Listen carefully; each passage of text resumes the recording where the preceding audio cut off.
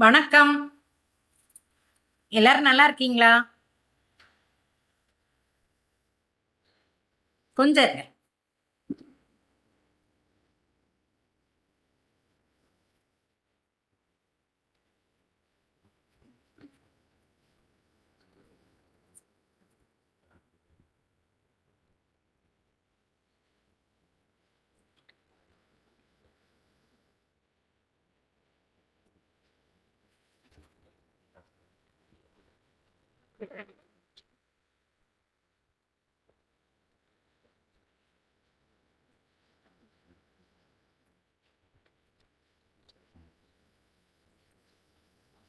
இன்னைக்கு எல்லாம் செட் பண்ணி வச்சுக்கிட்டு ஆரம்பிக்காம டக்குன்னு வந்துட்டேன்.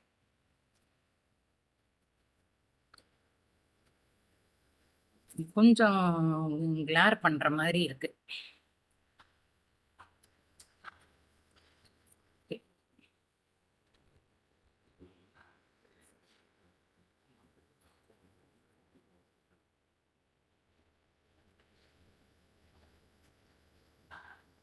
இன்னைக்கு மெயினா எதுக்காக வேண்டி வந்தேன் அப்படின்னா, 2 நல்ல படங்கள் பார்த்தேன்.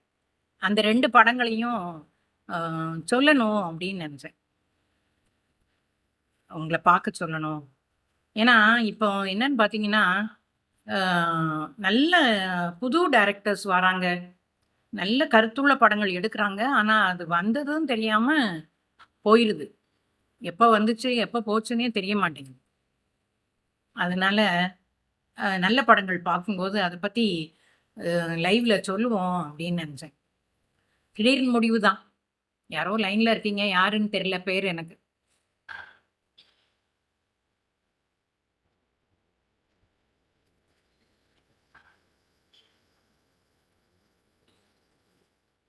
கொஞ்சம் பேர் வந்தீங்கன்னா பேசலாம். இது இது ஒரு கிறுக்குத்தனம் மாரி ஆயிடுச்சு. திடீர்னு கொஞ்சம் டைம் கிடைச்சா, உடனே லைவ்க்கு வந்துருவோம் அப்படின்னு தோணுது.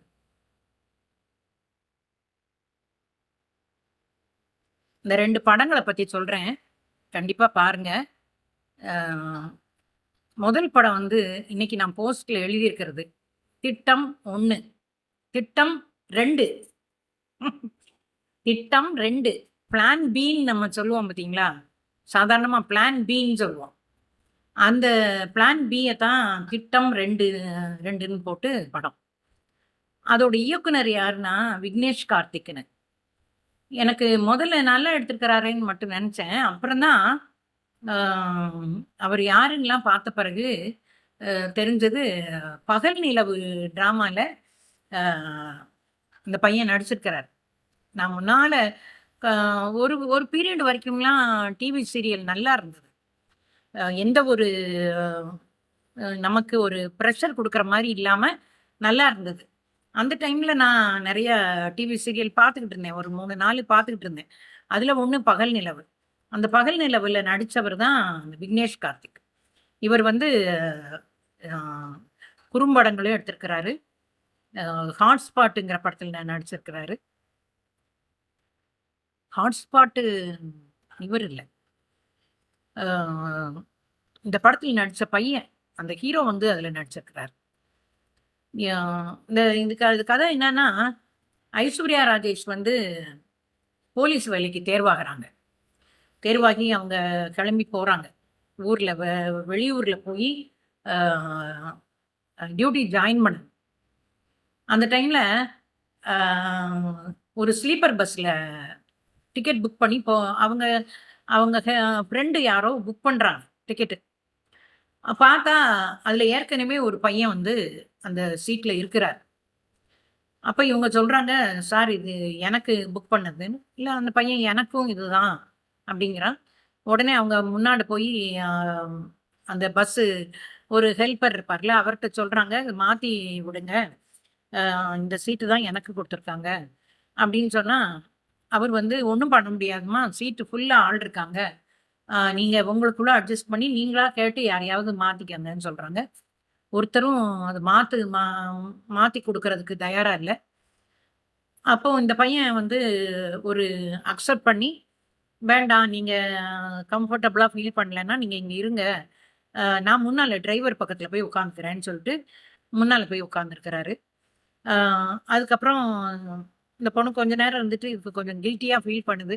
எந்திரிச்சு போய் பார்க்கும்போது, ரொம்ப ஒரு கஷ்டப்பட்டு உட்காந்துருக்கிறத பார்த்த உடனே, "பரவால்ல, நீங்க இங்க வாங்க. இங்க வந்து இருந்துக்கங்க" அப்படின்னு சொல்லுது. அப்போ இவரு படுத்திருக்கிறாரு. அந்த பொண்ணு பக்கத்துல உட்கார்ந்திருக்குது. என்ன என்னால நீங்க கஷ்டப்பட்டு உட்கார்ந்துட்டு வரீங்களே! அப்படின்னு சொல்லும்போது, இல்ல எனக்கு பொதுவாவே அ ரொம்ப படுக்கணும்னு அவ்வளோ கண்டிப்பா அவசியம் இல்ல அப்படின்னு. போய் அதுல அவங்க 2 பேரும் ஒரு மாரி நல்ல அண்டர்ஸ்டாண்டிங்ல பேசுறாங்க. பேசி அ ஊருக்கு போயி அவ வந்து டியூட்டி ஜாயின் பண்ணிர்றா. ஜாயின் பண்ணும்போது தான் அவளோட ஸ்கூல்ல இருந்தே அவ கூட படிச்சுட்டு வந்த ஒரு ஒரு பெண்ணோட அ ஹஸ்பண்ட் கான்டாக்ட் பண்றாரு. கான்டாக்ட் பண்ணி இவங்களோட ஃப்ரெண்ட வந்து காணோம் அப்படின்னு சொல்றாரு.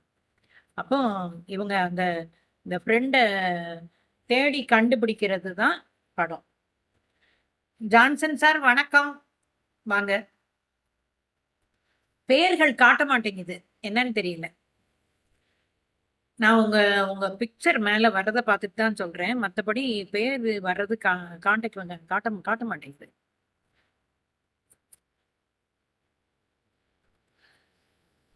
அப்போ அந்த ஃப்ரெண்ட காணோம். ஃப்ரெண்ட காணோங்கிற தான் தேட ஆரம்பிக்கிறாங்க. அதுதான் அந்த அ படம். அ அந்த அந்த கூட வந்த ஃப்ரெண்டு அந்த பையன் வந்து ஒரு 2, 3 தடவ வந்து கான்டாக்ட் பண்றாங்க. இவங்களுக்கு நல்லா பிடிச்சிருது. அப்போ உடனே அவங்க அம்மா வந்து ஏற்கனவே இவங்களுக்கு அலையன்ஸ் தேடிக்கிட்டு இருக்காங்க. அந்த அலையன்ஸ் தேட வேண்டாம். அ எனக்கு ஓரளவு அமைஞ்சிட்ட மாதிரி இவங்க ஒரு ஹிண்ட் குடுத்துர்றாங்க. இப்படி போகுது. ஆ அந்த பொண்ணும், அந்த அந்த பையனும் நல்ல ஒரு ஃப்ரெண்ட்ஷிப்ல ஒரு பக்கம் நல்லா மீட் பண்ணி பேசுறாங்க. நல்ல அண்டர்ஸ்டாண்டிங் இருக்கு. வீட்ல அப்பா, அம்மாவ கூப்பிட்டு இன்ட்ரோடியூஸ் பண்ணிட்டா. இப்படி போகுது. இன்னொரு பக்கம் அந்த ஃப்ரெண்ட தேடிட்டு போற வேலை நடக்குது. ஆ முடிவு வந்து ரொம்ப வித்தியாசமா எடுத்திருக்காங்க. ரொம்ப நல்லா இருக்கு. ரொம்ப ரொம்ப ரொம்ப வந்து ஒரு மெனக்கெட்டு எடுத்த ஒரு படம். திட்டம் 2 பிளான் பி. ஆ நல்லாருக்கு. ஐஸ்வர்யா ராஜேஷ் வந்து ஒரு பெரிய லெவல்ல வரணும். அவங்க லிமிட்டெடு படங்கள்ல தான் காக்கா முட்டையிலலாம் அவங்களோட நடிப்பு பிரமாதமா இருந்தது. அந்த அந்த ஹீரோவா வர்ற பையனும் ஆ குறும்படங்கள்லலாம் நடிச்சிருக்கிறாரு. ஆ அந்த பையன் தான் ஹாட் ஸ்பாட்ல நடிச்சது. ஹாட் ஸ்பாட்லயும் வந்திருந்தாரு. ஆ ரொம்ப நல்ல முகவெட்டு, நல்ல எக்ஸ்பிரஷன்ஸ்லாம் நல்லா குடுக்குறாரு. நல்லா நல்லா இருக்குது. படம் வந்து பார்க்க வேண்டிய ஒரு படம். இன்னொரு 2வது படம் வந்து ரொம்ப முக்கியமான படம். அது ஏன் அப்படியே வந்து அது இல்லாம போயிட்டு, வெளியில அது அதிகம் தெரிஞ்ச மாதிரியே இல்லையே அப்படின்னு ஏன் தெரியல. அது என்னன்னா, ரோஹிணி அவங்க நடிச்சது. ஆ மேனுவல் ஸ்கேவெஞ்சிங் வந்து இப்போ நிறுத்திட்டாங்க. மேனுவல் ஸ்கேவெஞ்சிங் வந்து இப்போ லீகலா தப்பு. ஆ ஒரு அபார்ட்மெண்ட்ல ஆ ஆ ச கழிவு நீர் இது அடைச்சது. அந்த அடைச்சத வந்து மெஷின் வச்சு லாரி வச்சு கொண்டு வந்து கிளீன் பண்ணணும்னா ரொம்ப செலவாகும். அப்படிங்கிறதுனால, ஆ அந்த அந்த பில்டிங்க்கு ஸ்விம்மிங் சொல்லிக் குடுக்க வர்ற ஒரு பையன, அவன வந்து அவனோட ஜாதி அ முன்னோர்கள் அந்த வேலைகள செஞ்சாங்க அப்படிங்கிறதுனால, அவன வலுக்கட்டாயமா உள்ள இறக்கி, அதுல வந்து அவன் இறந்து போறான். இறந்து போயி, அத ஒரு அ ரோஹிணி வந்து ரொம்ப தளர்ந்து போயிருக்கிறப்போ, ஒரு நல்ல நண்பர் அத எடுத்து, அத கேஸு கொண்டு போறது. அதுல அவங்க சந்திக்கிற சிரமங்கள், ஆ அது அது ரொம்ப நல்லா காமிச்சிருக்கிறாங்க. 2 படமுமே சோனி லைவ்ல இருக்கு. யா ஒரு கம்யூனிஸ்ட் தோழர் ஒருத்தரு ஹெல்ப் பண்ற மாரி வரவரு ரொம்ப நல்லா நடிச்சிருக்கிறாரு. அவரு ஏற்கனவே இயல்பிலேயே அவரு கம்யூனிஸ்ட் இருக்கிறதுனால, அவரோட நடிப்பு ரொம்ப நல்லா இருக்கு. அந்த இயல்பா இருக்கு. அவரோட நடிப்பு வந்து ரொம்ப இயல்பா இருக்கு. ஆம். முடிவு வந்து நமக்கு கொஞ்சம் ஏமாற்றம் தர்ற முடிவா இருந்தா கூட, அதுதான் அதுதான் நடக்குது அப்படிங்கிறதுனால நம்ம வந்து விழிப்புணர்வோடு அதை பார்க்கணும் அப்படின்னு தோணுது. ஒவ்வொரு மரணங்கள், ஒவ்வொரு விஷயங்கள் கேள்விப்படும்போது, ஐயோ! யாராவது ஒருத்தர் மொத்தமா வந்து சமுதாயத்த சுத்தம் பண்ணிட்டா நல்லா இருக்குமே! அப்படின்னு தோணுது. அந்த அளவுக்கு இப்ப வந்து குற்றங்கள் மலிஞ்சு கிடக்கு. பாதிக்கப்படுறவங்க வந்து ஒரு பாவப்பட்ட ஜீவன்களா இருந்தாங்க அப்படின்னா, அ அவங்களுக்கான நியாயம் கிடைக்கிறது அப்படிங்கிறது அஷ்யூர் பண்ண முடியல இப்போ. அந்த மாரி இருக்கு. சாய் முருகன் சார் வணக்கம்.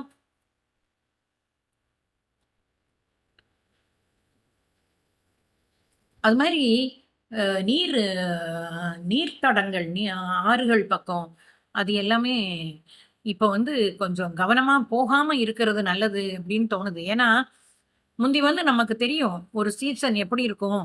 எந்த சீசன்ல வந்து ஆபத்து அப்படிங்கிறதெல்லாம் தெரியும். இப்ப அப்படி இல்ல. இப்போ எந்த ஒரு அ க இதுவுமே கணிக்க முடியாத லெவல்ல இருக்கு. அ ஒரு சமீபத்தில ஒரு ம இறப்பு கேள்விப்பட்டேன். அந்த ஆத்துல ஒரு சுழல் இருக்கிற இடத்துல அ ஒரு பையன் போய் மாட்டிக்கிட்டான். ஆ எல்லாம் இதெல்லாம் வச்சிருந்துருக்கிறாங்க. அ அடையாளமெல்லாம் வச்சிருந்துருக்கிறாங்க. அது தண்ணீல அடிச்சுட்டு போயிட்டு, தெரியல அப்படிங்கிற மாரி சொல்றாங்க. அந்த நீர்ல உள்ள மரணங்கள் வந்து நம்ம கேட்கும்போது ரொம்ப கஷ்டமா இருக்கு.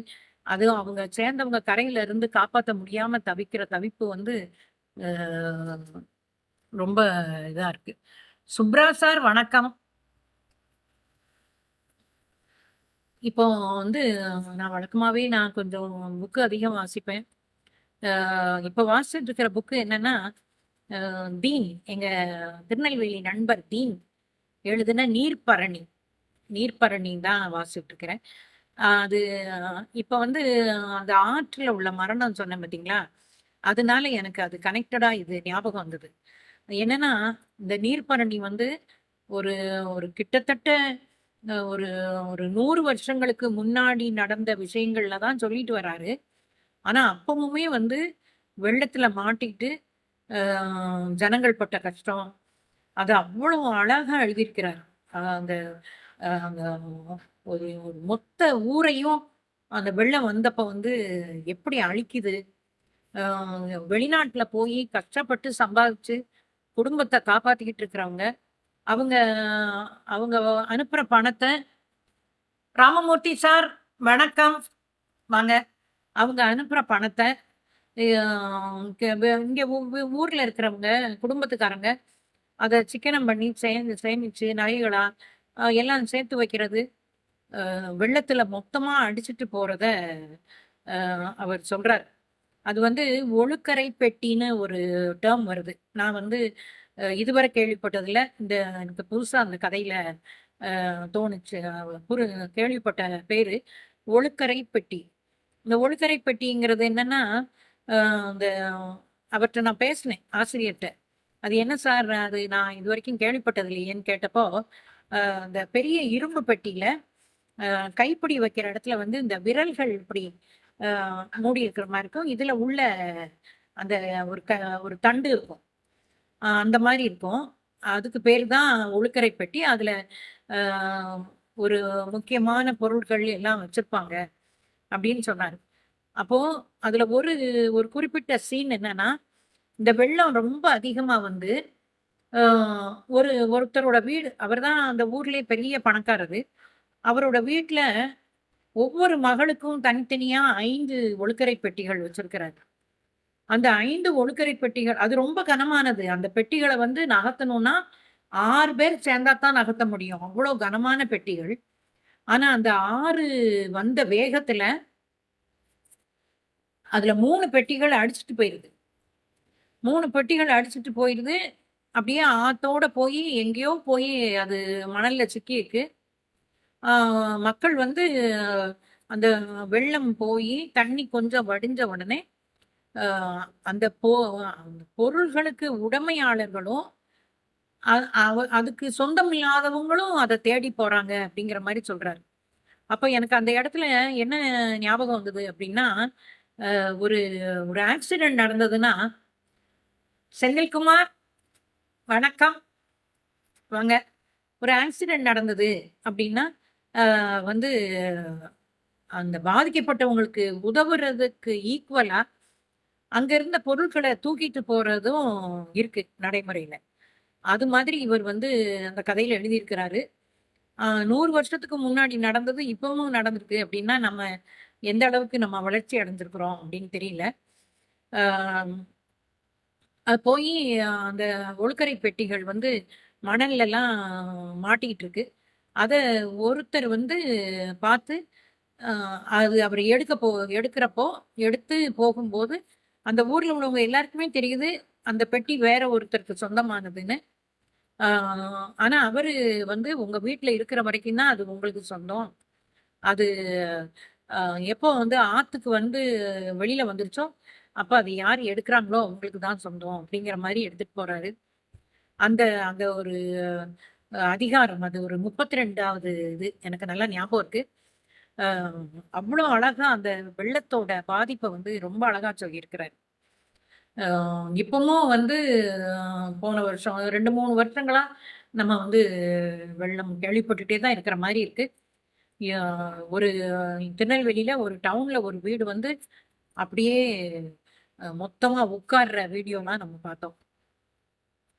அப்போ நான் நெனச்சுக்கிட்டேன், முந்திலாம் வந்து புதையல் கிடைச்சது அப்படின்லாம் சொல்லுவாங்கல்ல. தோண்டும்போது புதையல் கிடைச்சது அப்படிலாம் சொல்லுவாங்க. அப்போ இதெல்லாம் இந்த வெள்ளம் பத்தின கதைய வாசிக்கும்போது, நான் நெனச்சுக்கிட்டேன், ஒருவேள முந்தி உள்ள காலங்கள்ல தன் வீட்டு பொருள்கள பத்திரப்படுத்தி, ஒரு ஏதோ ஒரு செம்புலயோ, ஒரு பெட்டிலயோ வச்சு, இப்படி வெள்ளம் மொத்தமா வந்து அது உள்ள மண்ணுக்குள்ள போயி, அது ஒரு இன்னொரு தலைமுறைக்கு கிடைக்கும்போது தான் அது ஒரு புதையலா கிடைக்குதோ என்னமோ! லாசர் சார் வணக்கம். வாங்க. அப்படின்னு நெனச்சுக்கிட்டேன் நானு. ஏன்னா, இப்ப அந்த பேச்சுகள் இல்ல. முன்னால ஒரு கதைகள் எல்லாம் வரும். புதையல் கிடைச்சது. அது மாரி புதையல் கிடைச்சா கண்டிப்பா அத வந்து கவர்மெண்ட்ட நம்ம ஒப்படைச்சிரணும் அப்படின்லாம் வரும். இப்ப நம்ம நெனச்சு பார்க்குறேன் நானு. வெள்ளம் வந்து மொத்தமா வீடுகள இது பண்ணிட்டு போகும்போது, நம்ம வீட்டுக்குள்ள எவ்வளோ பொருள்கள பத்திரப்படுத்தி வச்சிருக்கிறோம் பீரோல. நகை நகைகள், பணம். பணம் ஒண்ணும் இல்லாம போயிரலாம். எவ்வளோ எவ்வளோ சேமிப்பு வந்து அழிஞ்சு போயிரும். அது இந்த கதையிலேயே வர்ற மாதிரி, வெளிநாடுல தங்கள தியாகம் பண்ணி, குடும்பத்த பிரிஞ்சு, வெளிநாட்ல போய் உழைச்சு, நம்ம ய சொந்த நாட்டுக்கு அனுப்புனா தான் கொஞ்சம் சொத்து சேர்க்க முடியும்னு பண்றவங்க எவ்ளோ பேர் இருக்காங்க. அவங்களோட அவங்களோட சம்பாதிச்சது அத்தனையும் மொத்தமா அழியிறது அப்படிங்கிறது ரொம்ப ஒரு பரிதாபமான விஷயம் தான். அதுவும் இப்ப சமீபத்தில நம்ம 2, 3 வெள்ளங்கள் ரொம்ப பெரிய அழிவ பார்த்த பிறகு, இந்த கதையோட நம்ம ஒன்றி வாசிக்கிற மாரி இருக்கு. இவரு சரியான நேரத்தில இந்த கதைய எழுதியிருக்கிறாரு. கதையோட பேரு நீர்ப்பரணி. ரொம்ப அழகான பேர். நீர்ப்பரணி. ஆ பரணி பாடுறதுன்னு நம்ம சொல்லுவோம்ல. அது அந்த நீரின் போக்கு, அந்த அ அதனால வர்ற அ அ அத பத்தி எழுதுறதுனால நீர்ப்பரணின்னு சொல்றாங்க. நெறைய காரணங்கள் சொல்றாங்க. வெள்ளம் இப்ப நெறைய வர்றதுக்கு வந்து, ஒண்ணு இயற்கை சூழல்ல உள்ள மாற்றம். அது நம்ம வந்து ஒண்ணும் செய்ய முடியல. ஆனா நம்ம பண்ணுன நெறைய காரியங்கள் இருக்கு. அ நதியோட தடத்துல நெறைய பேர் போய் குடியேறிடுறாங்க. அந்த குடியிருப்புகள் வந்து அகற்றவும் முடியல. ஆ இந்த நான் ஒரு படத்த பத்தி சொன்னேன் பார்த்தீங்களா?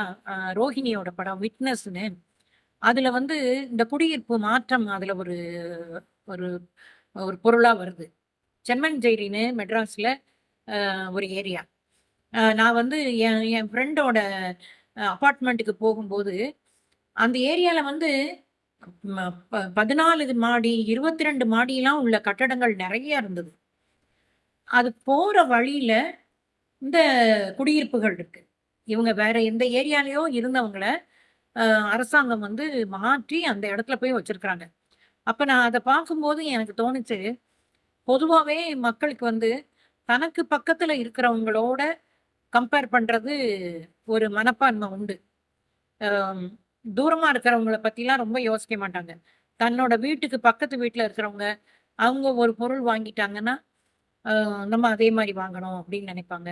அவங்க ஒண்ணு செஞ்சுட்டாங்கன்னா, அதே போல செய்யணும்னு நெனைப்பாங்க. அப்போ இது வந்து பொருளாதாரத்தில இவ்ளோ பெரிய ஏற்றத்தாழ்வு உள்ள மக்கள பக்கத்துல பக்கத்துல வச்சிருக்கிறாங்களே! இது ஒரு ஒரு மனநிலை பிரஷர் குடுக்குமே அப்படின்னு நெனச்சேன் நான் ஒரு தடவ அந்த பக்கம் போம்போது. இது வந்து அந்த செம்மஞ்சேரியில இருக்கிற குடியிருப்புல இருக்கிற பையன் தான்.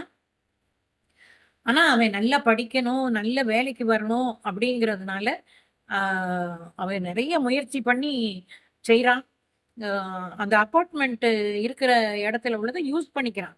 அந்த அபார்ட்மெண்ட்ல ஸ்விம்மிங் பூல்ல போயி ஸ்விம்மிங் சொல்லிக் குடுக்குறான்.